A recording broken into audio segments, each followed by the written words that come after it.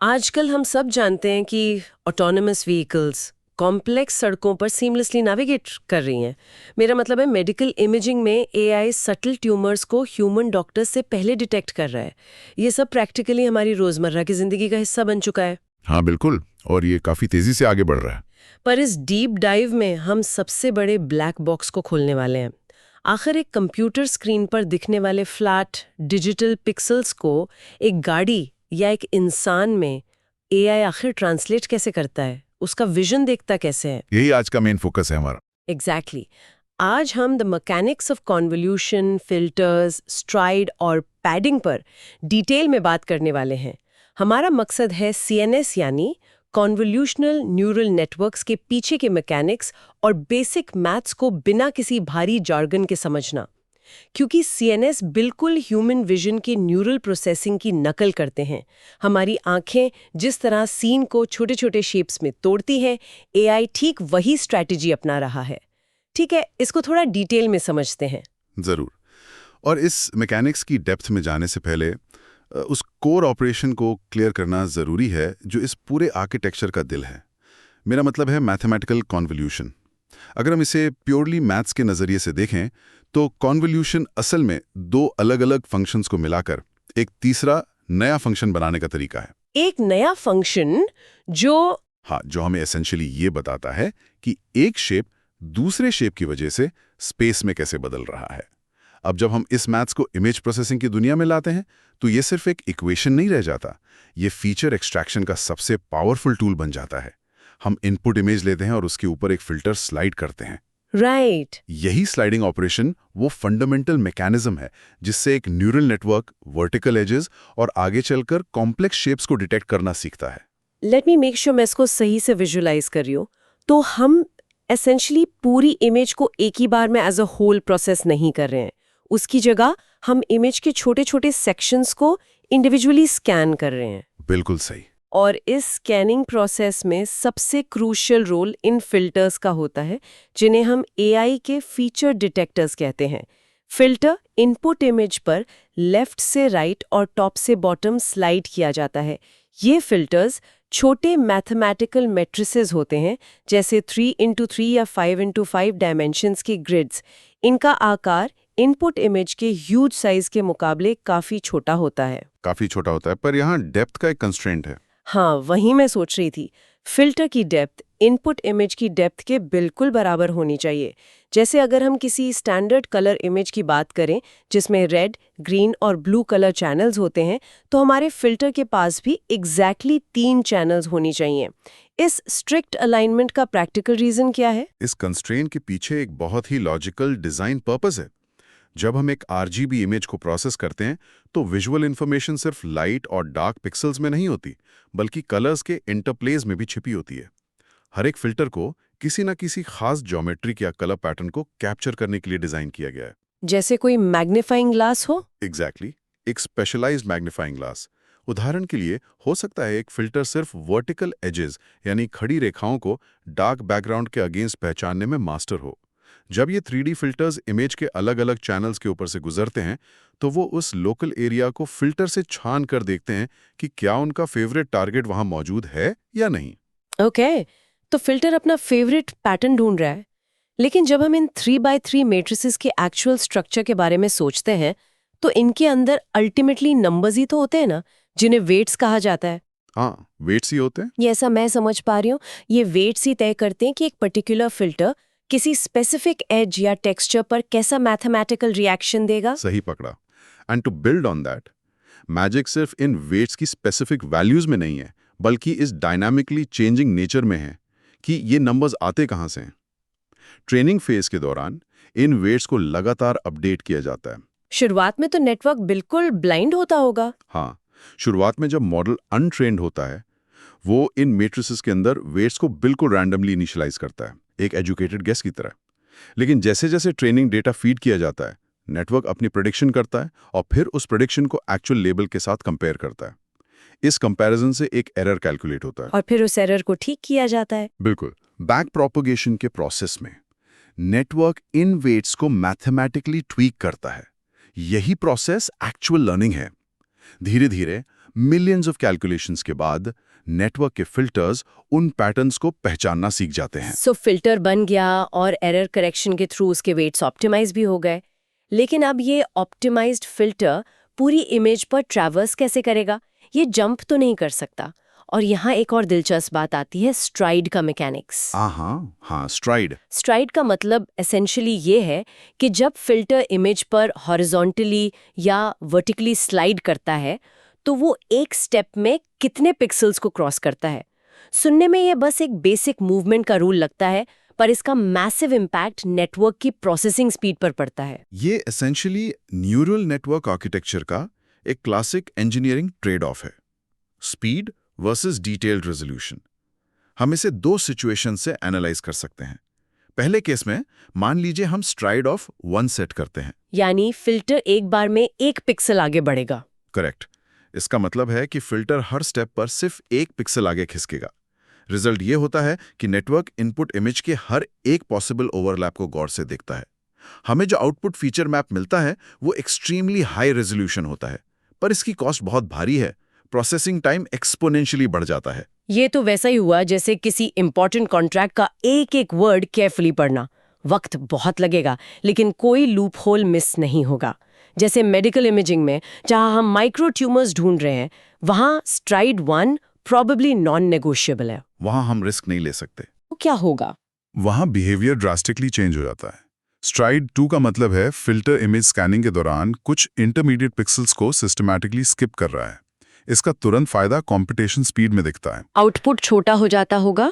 हाँ, output map का special dimension drastically छोटा हो जाता है, जिससे आगे की लेयर्स को प्रोसेस करने के लिए बहुत कम मैथ करना पड़ता है। पर यहाँ डर एग्जैक्टली उस इन्फॉर्मेशन लॉस का है। स्ट्राइड बढ़ाना बिल्कुल किसी ईमेल इनबॉक्स में लंबे थ्रेड्स को स्किम करने जैसा है। हम बॉटम लाइन तक जल्दी पहुंच जाते हैं, पर हो सकता है हम कोई क्रूशल डिटेल मिस कर दें। जैसे सेल्फ ड्राइविंग कार्स में? एग्जैक्टली।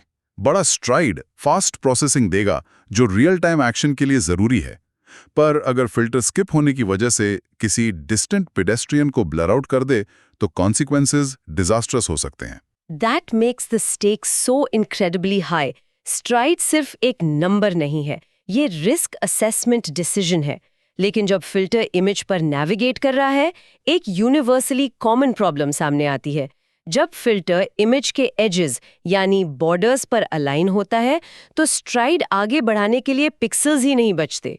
वही डेटा लॉस का इश्यू। राइट। नतीजा ये होता है कि मॉडल इन बॉर्डर एरियाज को इफेक्टिवली इग्नोर कर देता है और कॉन्वोल्यूशन के हर पास के बाद हमारी आउटपुट डायमेंशंस लगातार श्रिंक होती जाती हैं। डेटा इवेपोरेट हो रहा है। और इसी स्ट्रक्चरल फ्लॉ को बाईपास करने के लिए पैडिंग जैसी एलिगेंट स्ट्रैटेजी डेवलप की गई थी। पैडिंग का प्योर ऑब्जेक्टिव इस बॉर्डर इंफॉर्मेशन लॉस को प्रिवेंट करना और ओरिजिनल डायमेंशंस को इंटैक्ट रखना है। तो हम आर्टिफिशियली जीरोज ऐड कर देते हैं। हाँ, हम इनपुट इमेज के एक्सटर्नल बाउंड्रीज के चारों तरफ जीरोस का एक एक्स्ट्रा बॉर्डर अटैच कर देते हैं। इमेजिन कीजिए किसी एंशिएंट पेंटिंग के चारों तरफ एक बड़ा न्यूट्रल कलर का फ्रेम फिट कर दिया गया हो। यहाँ सबसे हैरान करने वाली बात यह है कि बस एक single layer of meaningless zeros add करने से इंटरनल स्ट्रक्चर ऐसा शिफ्ट होता है कि अब एजेस पर बैठे real image pixels physically centre में आते हुए रिएक्ट करते हैं। Oh wow, interesting. मॉडल उन बॉर्डर पैटर्न्स को उतनी ही प्रायोरिटी के साथ डिटेक्ट कर पाता है जिन्हें बिना पैडिंग के फिल्टर शायद पार्शियली स्कैन भी नहीं कर पाता। ये सच में एक ग्लिचिंग हैक लगता है। अब टाइप्स ऑफ पैडिंग की बात करें तो वैलिड पैडिंग और सेम पैडिंग जैसे टर्म्स हैं। Valid padding essentially purely no padding mode है, जिसका असर हम जानते ही हैं कि इमेज डाउन स्केल हो जाएगी। यस, वैलिड पैडिंग बेसिकली एक कंजर्वेटिव अप्रोच है, लेकिन रियलिटी में state of the art architectures में आजकल 50 या उससे भी ज्यादा लेयर्स होती हैं। अगर हम एक्सक्लूसिवली वैलिड पैडिंग यूज करें तो प्रोसेसिंग के लिए एंड में एक सिंगल सेंटर पिक्सल बचेगा, सब कुछ श्रिंक हो जाएगा। यही रीजन है कि कॉम्प्लेक्स नेटवर्क्स वर्चुअली हमेशा सेम पैडिंग पर रिलाई करते हैं।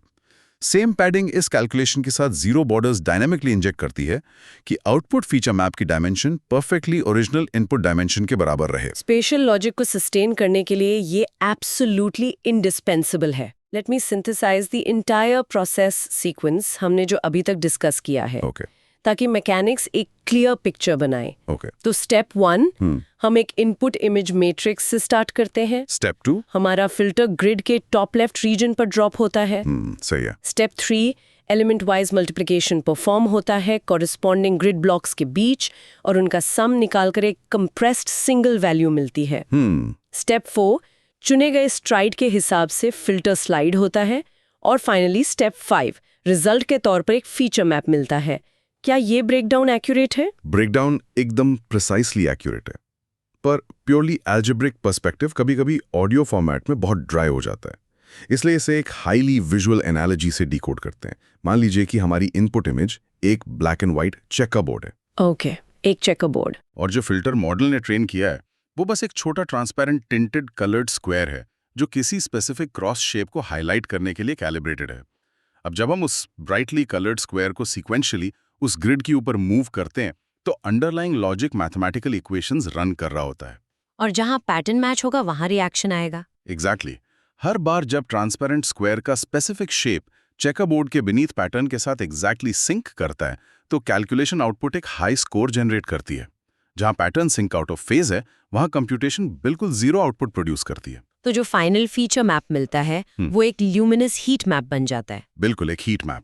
जहां भी filter target shape successfully match कर पाया उस कोऑर्डिनेट पर एक highly elevated bright signal record होता है। The heat map analogy changes the whole perspective. मतलब ये एब्स्ट्रैक्ट फीचर मैप हमें बता रहा है कि टॉप राइट कॉर्नर में एक हॉरिजॉन्टल एज कंफर्म हो गया है। अब हम रॉ इक्वेशंस को एक अंडरस्टैंडेबल फॉर्म में देख पा रहे हैं। सही बात है। लेकिन एक मेटा क्वेश्चन जरूर अराइज होता है।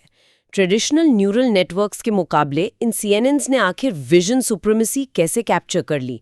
हम उन अर्ली स्टैंडर्ड नेटवर्क मॉडल्स से काम क्यों नहीं चला सकते थे जहां हर स्क्रीन पिक्सल एक एक्सक्लूसिव डेडिकेटेड इनपुट न्यूरॉन से मैप्ड होता था? ये ट्रांजिशन कॉम्पिटिशनल इंजीनियरिंग की हिस्ट्री का सबसे फैसिनेटिंग फेज है। Standard neural networks structurally images handle करने के लिए इनहेरेंट तौर पर हैंडीकैप्ड थे, क्योंकि डेटा बहुत ज्यादा था। हाँ, अगर हम एक बेसिक 1 मेगापिक्सल इमेज लेते हैं तो उस एक फ्रेम के हर पिक्सल क्रॉस रेफरेंसिंग पैरामीटर की एक्सपोनेंशियल ग्रोथ उस नेटवर्क की टोटल कनेक्शन काउंट्स को ट्रिलियंस तक पुश कर देगी। दुनिया का कोई हार्डवेयर उस डेटा लोड को प्रोसेस नहीं कर सकता। यहां सीएनएन्स अपनी फंडामेंटल आर्किटेक्चरल शिफ्ट लेकर आते हैं। Parameter sharing.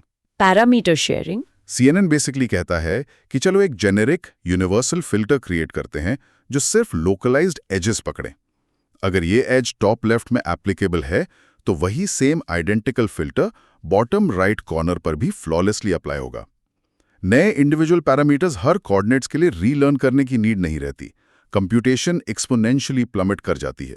सो पैरामीटर शेयरिंग ने एसेंशियली एआई प्रोसेसिंग को क्रैश होने से बचा लिया और मुझे लगता है लोकैलिटी भी एक एडवांटेज था। स्टैंडर्ड नेटवर्क्स इनपुट्स को फ्लैटन करके एक डायमेंशनल लाइन में स्ट्रिप डाउन कर देते थे जिससे स्पेशल कॉन्टेक्स्ट इरेडिकेट हो जाता था। सीएनएन्स उस लोकलाइज्ड ग्रिड के स्पेशल इंटेग्रिटी को फुली प्रिजर्व रखते हैं। एब्सोल्युटली। वो 2D रिलेशन और स्पेशल स्ट्रक्चर को इंटैक्ट रखना कोर रीजन है कि इमेज कॉन्टेक्स्ट लॉस नहीं होता। और एक तीसरा मुख्य कारण है हायरार्किकल फीचर लर्निंग। ये लेयर्स के बारे में है, राइट? हाँ, जब स्पेशल डेटा इन मल्टीपल लेयर्स के पास होता है तो पहली shallow layers absolutely primitive details जैसे बेसिक एजेस पकड़ती हैं, लेकिन आगे की लेयर्स उन्हीं प्राइमरी कंपोनेंट्स को कंबाइन करके कॉम्प्लेक्स ज्योमेट्रिकल फीचर्स जैसे गाड़ी के टायर्स या फेसेस रिकॉग्नाइज करना शुरू कर देती हैं। अगर हम इसको बड़े पैमाने पर देखें तो सीएनएन्स एसेंशियली लोकल ज्योमेट्रीज पर फोकस करके और कॉम्प्लेक्स हायरार्कीज एस्टैब्लिश करके इमेज स्पेस पर डोमिनेट करते हैं। यहाँ एक और टेक्निकल कंपोनेंट आता है, पूलिंग। आई थिंक इसमें कंफ्यूजन अवॉइड करना वाइटल है क्योंकि कॉन्वोल्यूशन और पूलिंग अक्सर साथ में मेंशन्ड होते हैं। कॉन्वोल्यूशन का काम फीचर्स एक्सट्रैक्ट करना है, वहीं दूसरी तरफ पूलिंग, जिसे डाउन सैम्पलिंग भी कहते हैं, उसका काम इन एक्सट्रैक्टेड फीचर्स के डिमेंशंस को कम करना है। Perfect distinction. Pooling process practically layer को कहता है कि हमें प्रोमिनेंट एज इंफॉर्मेशन मिल चुकी है, अब जो माइक्रो लेवल पोजिशनिंग नॉइज है उसको डिस्कार्ड करो ताकि नेक्स्ट लेयर पे मैथमेटिकल लोड फास्ट हो। राइट। कन्वोल्यूशन पैटर्न्स आइडेंटिफाई कर रहा है और पूलिंग उन्हें समराइज कर रहा है। ये अलग प्रोसेसेस हैं लेकिन इकोसिस्टम में कॉम्प्लीमेंट्री हैं। तो let's bring this all together. हमने देखा कि फिल्टर्स प्रैक्टिकली कैसे एआई के मैग्नीफाइंग ग्लासेस बनकर पैटर्न्स ट्रैक करते हैं, स्ट्राइड, स्पीड और रेजोल्यूशन के ट्रेड ऑफ को मॉडरेट करता है, और पैडिंग ये इंश्योर करता है कि बॉर्डर्स पर छिपी वाइटल इंफॉर्मेशन इवैपोरेट ना हो। इन तीनों का एक साथ काम करना ही CNNs को इतना शक्तिशाली बनाता है। तो इस सब का आखिर मतलब क्या है? इसका मतलब है कि एक कॉम्प्लेक्स दिखने वाला AI सिस्टम असल में छोटे-छोटे मैथमेटिकल स्टेप्स का एक अनूठा सिलसिला है। एग्जैक्ट मैथमेटिकल अलाइनमेंट है ये। लेकिन इन फिल्टर्स और वेट्स के इंट्रिकेट मैथ्स को अनपैक करने के बाद एक सोचने पर मजबूर करने वाला विचार सामने आता है। वो क्या? अगर CNNs छोटे मैथमेटिकल ग्रिड्स को स्लाइड करके और सिंपल एजेस से शुरू करके कॉम्प्लेक्स शेप समझने की हायरार्की बनाते हैं, तो क्या इसका मतलब ये है कि हम इंसानों का खूबसूरती, आर्ट या ऑप्टिकल इल्यूजन्स को देखने का तरीका भी बस हमारे दिमाग के अपने वेट्स और स्ट्राइड्स की कैलकुलेशंस है? That is quite deep. हाँ, क्या हमारी नज़र भी सिर्फ एक बहुत ही एडवांस्ड फीचर मैप है? ये एल्गोरिदम्स ह्यूमन परसेप्शन की बाउंड्रीज पर सच में क्वेश्चंस उठाते हैं।